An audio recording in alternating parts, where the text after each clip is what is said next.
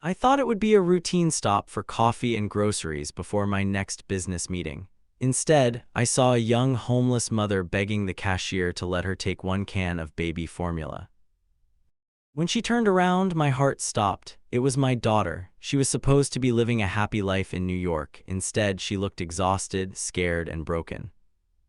Then she whispered 6 words that changed everything. "Dad, they dumped me here." At that moment, I made one promise. Whoever destroyed my daughter would lose everything they had. My name is Daniel. For 30 years, I built a successful logistics company from nothing. My wife passed away when our daughter Emily was only 16. From that day forward, I became both father and mother.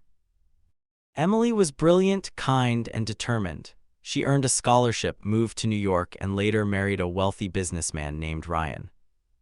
At first, Ryan appeared perfect: expensive suits, a charming smile, a successful family. He treated Emily like a queen whenever I visited. I believed she'd found the happiness she deserved.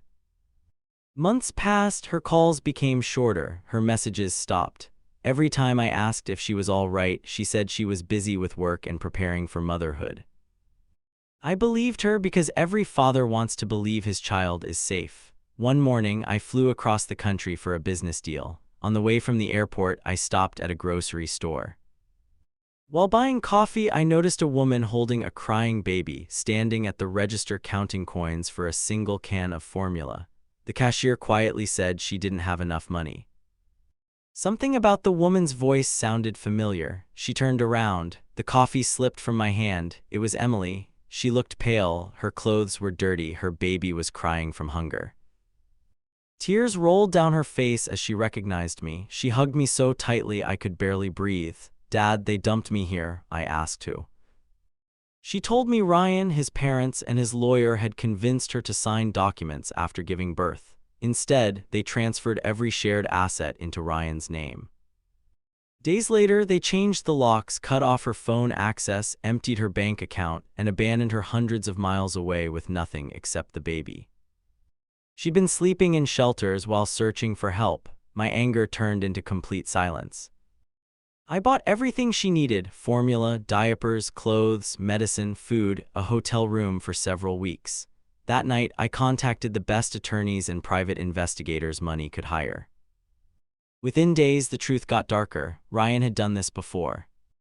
He targeted women from good families, married them, gained financial access, manipulated legal paperwork, and discarded them after taking control of their assets. Emily was simply his latest victim.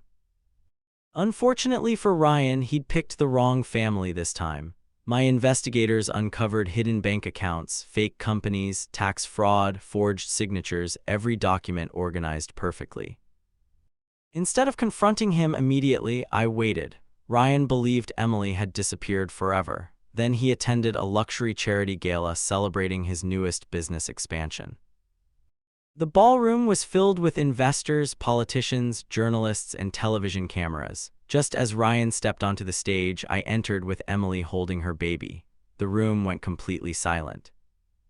Ryan's face turned white. I calmly walked to the microphone. I thanked everyone for supporting honest business and family values. Then I introduced my daughter. My attorney displayed every document proving fraud, theft, deception, and financial crimes.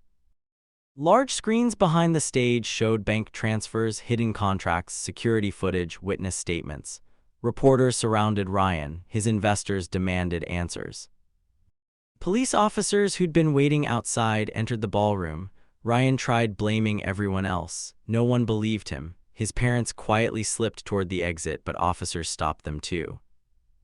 The investigation expanded for months. Multiple victims came forward after seeing the news. Several lawsuits followed. Ryan's companies collapsed. His luxury mansion was sold. His expensive cars disappeared. His reputation vanished overnight. Emily slowly rebuilt her confidence. She completed her education online while raising her little boy. 1 year later, she opened a nonprofit helping abandoned mothers find housing, legal support, and emergency assistance. The same grocery store where I found her became the first place her charity donated free baby supplies every month. One afternoon, we returned there together. The cashier recognized Emily and smiled. This time, Emily paid for another struggling mother's groceries before quietly leaving. She told me, "Dad, I don't want revenge to define my life anymore. I want kindness to defeat cruelty."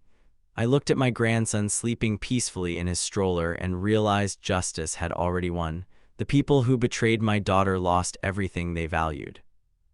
She gained something far greater, a new beginning. Sometimes karma doesn't arrive with anger, it arrives with truth. The people who abandoned my daughter believed they had erased her future.